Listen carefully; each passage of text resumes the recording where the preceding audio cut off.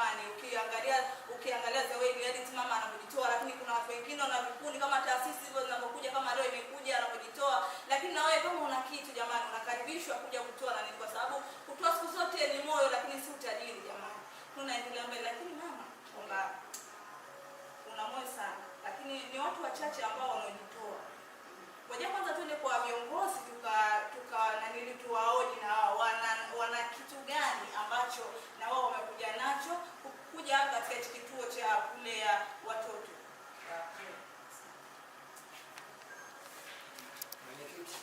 Lakini ndio Bombastic Foundation ilianzishwa mwaka gani na kitu gani kilisababisha au kiliwainfluence nyie na muianzishe hii Bombastic Foundation?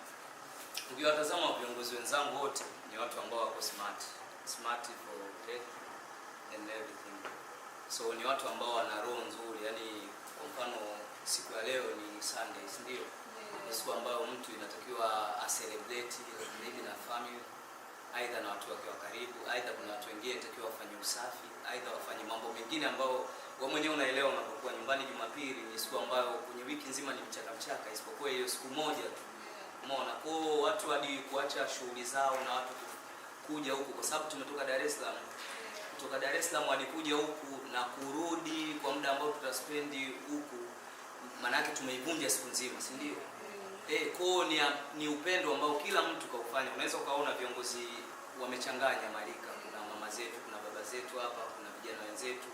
Umeona, kwa kila aliyopo Bombastic Foundation ni mtu ambaye ana moyo wa kutoa kile kidogo atachokipata, na pia kuna mtu ana moyo wa kutoa kile kikubwa atachokipata. Lakini tukizungumzia katika maisha, kila kitu unachokianzisha ama unachokifanya, hata muuza huyu au karanga anapitia changamoto. Lakini kwa upande wenu kutoka kuanzisha hii Bombastic Foundation mpaka sasa mlipofikia, changamoto gani mmezipitia? Kazi ya Mungu yote ina changamoto. Yaani kiukweli kama kuna vitu watu waelewe, unajua hata hivi vitabu vya kidini kuna wale watu ndio maana walikuwa wanapingana na ukizungumzia maybe Yesu. Hakuweza kuitangaza ile kazi ya baba yake bila kuwa na changamoto za watu kutokumwamini.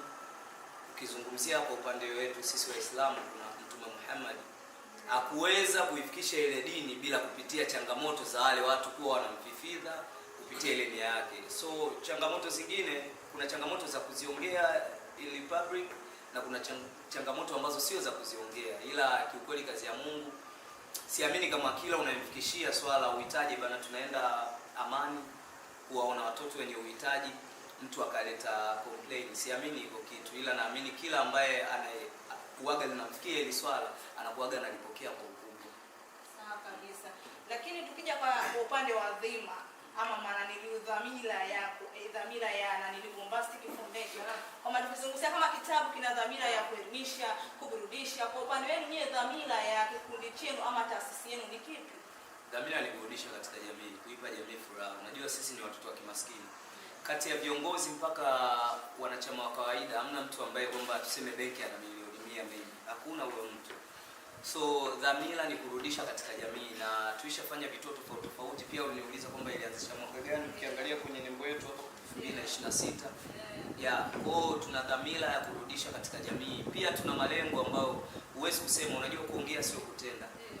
Kwa sasa hivi kwa kuwa tuko hapa, siku tukiwa na ile nusu ya malengo yetu, tunaweza tukaita watu tukaambia jamani, dhamira yetu kubwa sasa hivi tunaenda kufanya kitu fulani, tutakifanya siku fulani. Ila kwa sasa hivi ni kwamba dhamira ni kurudisha katika jamii, na tutarudisha sana kwenye jamii.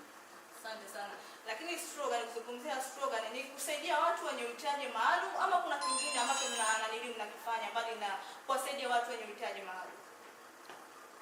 First of all ni kusaidia watu wenye uhitaji maalum, and second ni kusaidiana wenyewe kwa wenyewe. Lakini tukija katika upande wa miradi na shughuli, kwamba katika taasisi yenu naona watu wapo wengi, kwamba kuna vijana wengi, hususan katika high percentage niliona hapa vijana wengi ni wa kiume. Kwamba tukizungumzia katika mradi wenu mkubwa nini Bombastic Foundation, kuhakikisha kwamba mnasaidia watu wenye uhitaji maalum, lakini mbali na hiyo mnajisaidia wenyewe? No, sio kwamba wengi ni wa kiume. Unajua ndio maana nisema leo ni Sunday. Ndio. So tuna udhuru ya watu wengi sana. Tuna udhuru ya wazee wetu.